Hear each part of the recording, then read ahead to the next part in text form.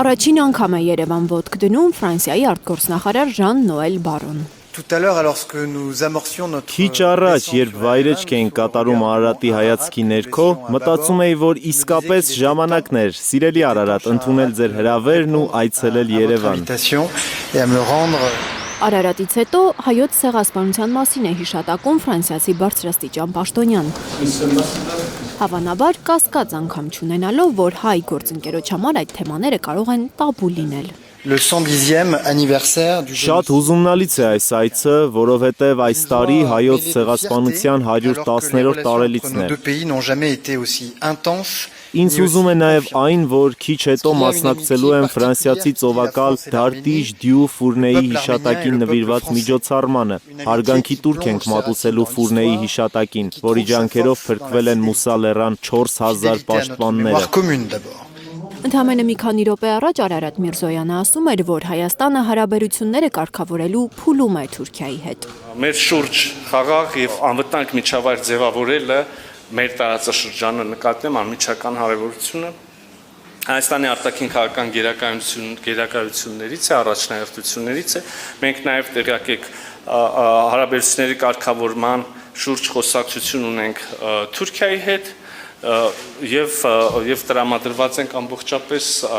նոր խաղաղ անվտանգ տարածաշրջան կառուցելուն։ Իսկ ինչ հարցեր են քննարկվում ադրբեջանական կողմի հետ բանակցություններում, Բաքվի նախապայմանները, դրանցից հրաժարումը, թե դրանց կատարումը։ Միրզոյանը չի հերքում, որ ադրբեջանական պայմանների մի մասը քննարկելի է Երևանի համար, օրինակ Մինսկի խմբի փակման հարցը։ Ինչ վերաբերում է մյուս նախապայմանին, Հայաստանի սահմանադրությունը փոխելուն, այն Երևանի համար անընդունելի է։ Եթե դիցուկ Ադրբեջանի մտահոգությունները անկեղծ են, թե Հայաստանի սահմանադրությունը ունի տարածքային պահանջներ Ադրբեջանի տարածքային ամբողջականության նկատմամբ։ Այս դեպքում այդ մտահոգությունների ամենաուղիղ, հասցեագրման ամենակարճ, ամենաճիշտ, ամենաուղիղ ճանապարհը խաղաղության պայմանագրի ստորագրումն է, ոչ թե չստորագրումը, եւ կարող եմ բացատրել ինչու։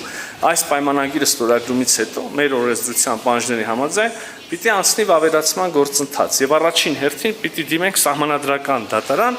որը աշխարհում գոյություն ունեցող միակ մարմինն է, որը իրավասություն ունի մեկնաբանել մեր սահմանադրությունը։ Հիմա պատկերացրեք իրավիճակ, երբ մենք ստորագրում ենք պայմանագիր եւ հարցնում ենք սահմանադրական դատարանի կարծիքը եւ սահմանադրական դատարանը ասում է, որ սա համապատասխանում է սահմանադրությանը։ Այսինքն, իսկ պայմանագրում մենք ունենք գրած, որ մենք տարածքային պահանջներ չունենք միմյանցից եւ ահա եթե սահմանադրական դատարանը ասում է, որ ամբողջ պայմանագիրը, այդ թվում եւ այս պնդումը համապատասխանում է սահմանադրությանը, նշանակում է հարցը փարատվում է։ Փարիզը աջակցում է Երևան-Բաքու խաղաղության համաձայնագրին, որը Ժան-Նոել Բարոյի տպավորությամբ դժվար ճանապարհով է հասել այս փուլին։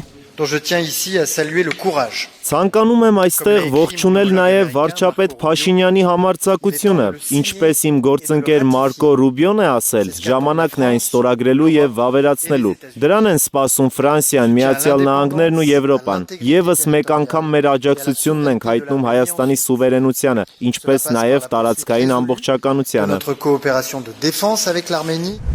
Իսկ ինչ է անում Արևմուտքը, հենց Ֆրանսիան, որպեսզի բացառի հնարավոր նոր էսկալացիան տարածաշրջանում։